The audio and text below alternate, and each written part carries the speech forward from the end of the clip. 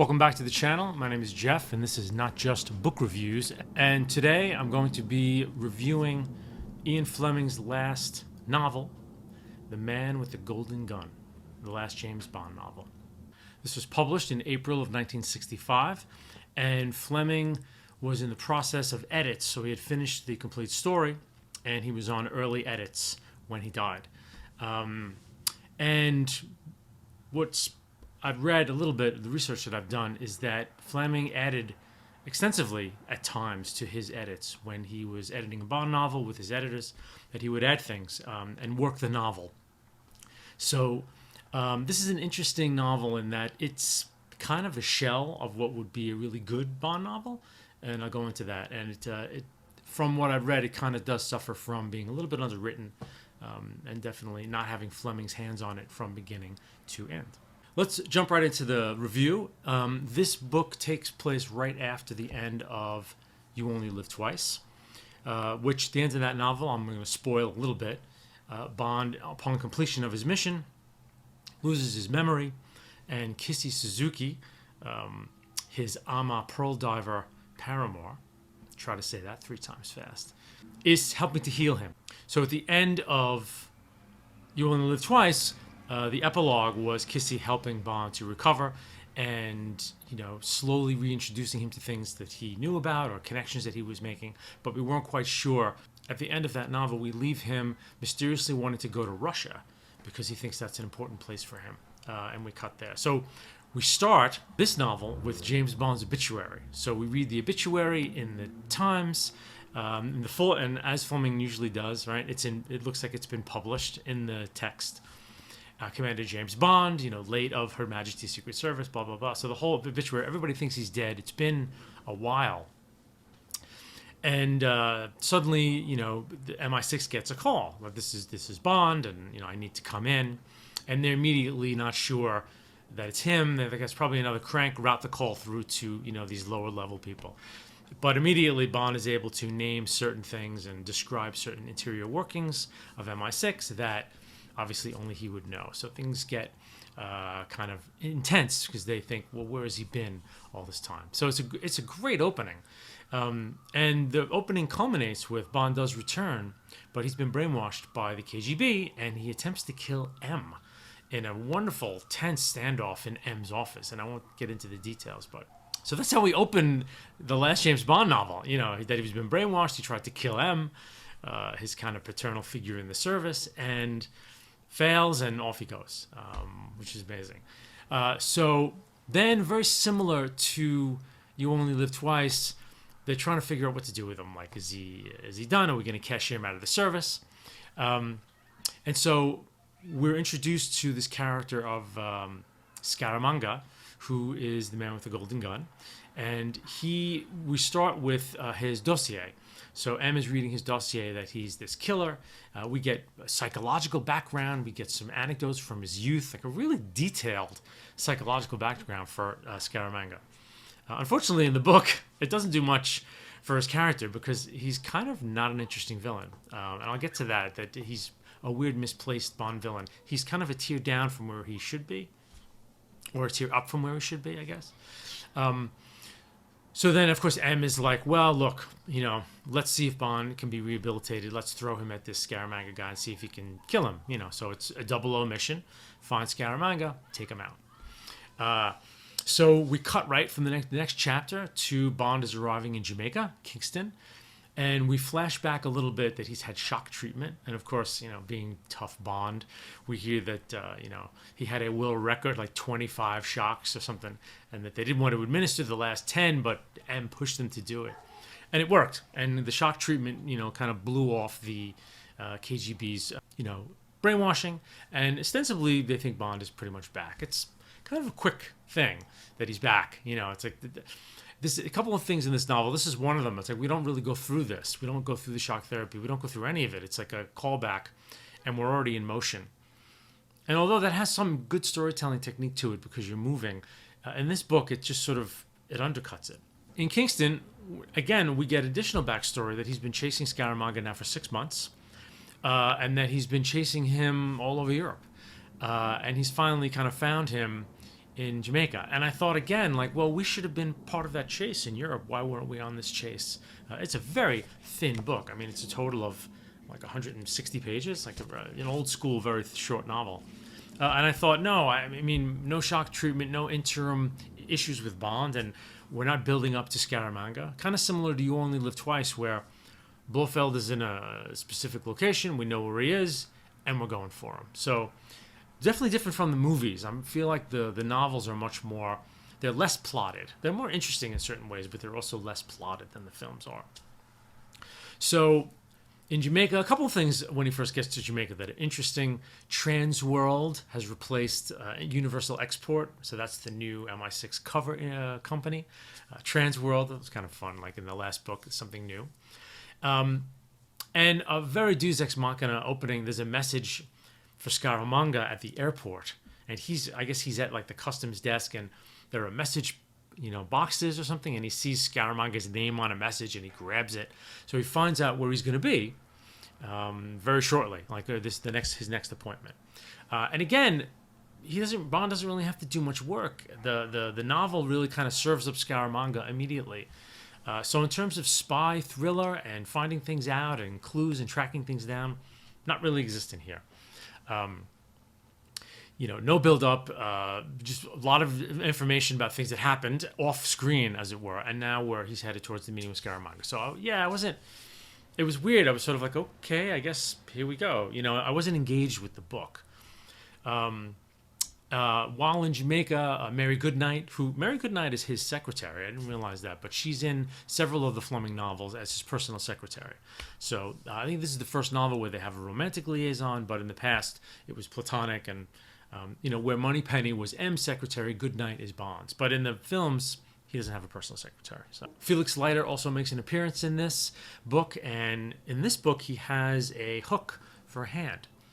I had to do a little research, and I thought, well, when did he lose his arm? And the second Bond novel, Live and Let Die, Fleming wanted to kill him off, and I think his publishers harangued him, saying this is a great recurring character. So instead, a shark bit his arm off. And so Felix Leiter has a hook for hands throughout the Bond stories, which I never knew. And I haven't encountered him yet in my readings, so I didn't know that yet. So I thought that was interesting. But then you've got a little continuity here. When Bond comes back to Jamaica, he remembers Dr. No.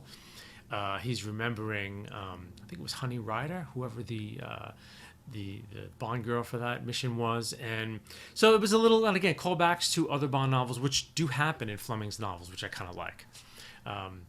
So then we're into our first confrontational scene. And again, Bond doesn't really have to do much work up until this point. So it's a really kind of breezy affair. He heads to this brothel, and he's speaking with the owner, and in walks Scaramanga, and they have this confrontation. And what ensues is Scaramanga winds up hiring Bond to be his bodyguard. It's a little far-fetched. Here's this English guy who looks pretty tough, who's in a brothel out of nowhere in Jamaica. Scaramanga walks in and decides to hire him. Later on in the novel, Fleming kind of alludes a little bit to Scaramanga had his suspicions, but it's kind of like, keep your friends close, enemies closer type thing. But I don't know, it's not really addressed very much. Scaramanga is a very boring villain, and what he really is in this novel is a henchman. He's just a gunman. There's a scene when he meets Bond for the first time, and he kills a couple of birds. You quick draw a couple of birds, like right in the brothel where they're sitting, and he's just kind of brusque and tough, and like, I'll kill you, and I'm the greatest gunman. And he's kind of a boring, I guess he's American, has American accent. He's more of like a second banana henchman, and we're kind of missing the top guy, the top person who's really the one Bond has to go after and destroy. It's kind of a cool match. Like, it's Bond and Scaramanga. He's going after kind of his darker opposite, right? Which has its interests as well, because is Bond the better gunman? Is Scaramanga the better gunman? But Scaramanga is just a boring villain. He talks tough. He's more of a film noir villain. And so, as Bond is his secretary, he's having these conferences in this hotel with all these gangsters from the States, and this whole plot about sugar prices and bauxite speculation that Fleming goes into great detail with. It's like, it's the MacGuffin of the novel. It's the thing, right? They're gonna manipulate these stock prices and bankrupt and make a lot of money. So it's not a world-ending plot, just a big kind of criminal conspiracy. And it's okay. It's like and Scaramanga is just a tough guy, and Bond overhears him killing a guy inside the office at one point. So it's very disappointing, actually, as a villain. You don't really feel like Bond's going to have to muster up a ton of stuff to get this guy, And then there's a final climax that takes place on a train in Jamaica. Fleming had an estate there and he lived there, so I guess, it was a familiar territory for him to write in. But I guess there's this private train that these gangsters had built, and the final climax takes place on the train. There's some tension as Bond is obviously infiltrating this organization. Whether or not Scaramanga knows who he is, there's a KGB agent as part of the conspiracy. And we're thinking maybe the KGB agent knows who he is, and Felix Leiter and the CIA show up, so Bond has allies. So for maybe a third of the novel, the first third I would say is really breezy, and then the second, the second third and more, is a little bit of tension. Bond's on the cover, and there's a couple of times when he almost gets caught, and it's pretty good. And then the final bit is this climax on the train, and then the best part of the novel actually is him and Scaramanga have a conflict out in the jungle or the woods, wherever they are in Jamaica. Just the two of them. But again, even that is a bit lackluster. I think Fleming's skill as a novelist makes it work. Scaramanga is injured, sitting on a tree, and Bond's like, is he or isn't he strong enough to do me harm? So there's a bit of tension there, and then there's a couple of little tricks that happen before the climax of the book. But it's not much. It's really it's a light affair. And yet it was readable because of Fleming's prose. I think Fleming does have a wonderful way of writing that even when he's not at his best, you're turning pages. And he did do his homework on some of the sections in here in terms of, all this press speculation, some pretty much detail about what they want to try to do, a little bit of Kennedy and Cuba and that kind of thing. But yeah, it's kind of it's a come down for Bond's last ride. I'd say it was kind of like not a great book. So at the epilogue of the novel, Bond is granted a knighthood by MI6, by the government. It's finally like after all these books, and I wonder if this was going to be it for Fleming, or he was going to write more Bond books. But it does seem to end on him and Goodnight are going to get together. He's given a knighthood. Of course, he rejects the knighthood and says, "I'm just a guy, just a regular guy." So this a little bit I want to read here at the end.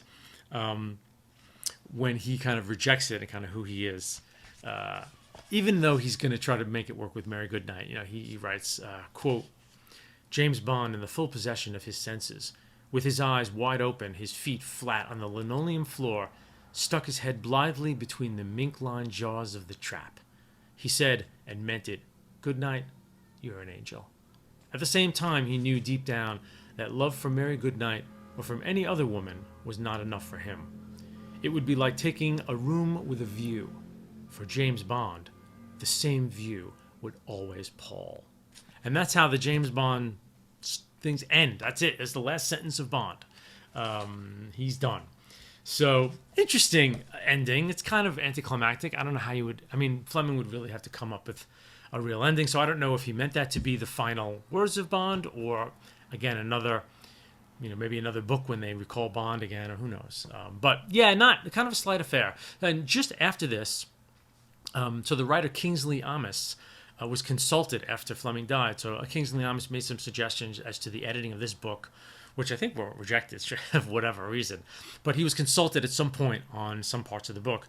And then the publishers contacted him for another Bond book, and there was another book called Colonel's Son, which I would like to read. It was released in 1968. So 3 years after this, which continues Bond further. And I think the Rambling Raconteur, who I've been getting all my Bond snippets from, says it's a darker Bond, a little more mature Bond. And I'm curious to read Bond in the hands of a real writer like Kingsley Amis, right? So then after Kingsley Amis, there was no Bond until the 80s, and then a writer named John Gardner took over and wrote a whole bunch of Bond books. And I haven't read any of them, but I've heard that Gardner's Bond is more the movie Bond, much more action-packed, not as English feeling, like much more of an action hero. And then this guy Raymond Benson, I think, took it over, and same thing. So I think Fleming's take on it, and possibly Kingsley Amis, who I will check, had a very unique take on Bond. So it's interesting, yeah. And I'm going to continue on. I think I'm going to read Casino Royale next, and then I want to read Thunderball and Moonraker, and one of the short story collections, Rambling Raconteur, said was very good, so I may read that. I'm enjoying Fleming for all his flaws and his faults. It's kind of fascinating to read the literary genesis of such a beloved, action movie character. So, anyway, that's all I've got to say about The Man with the Golden Gun. See you next time.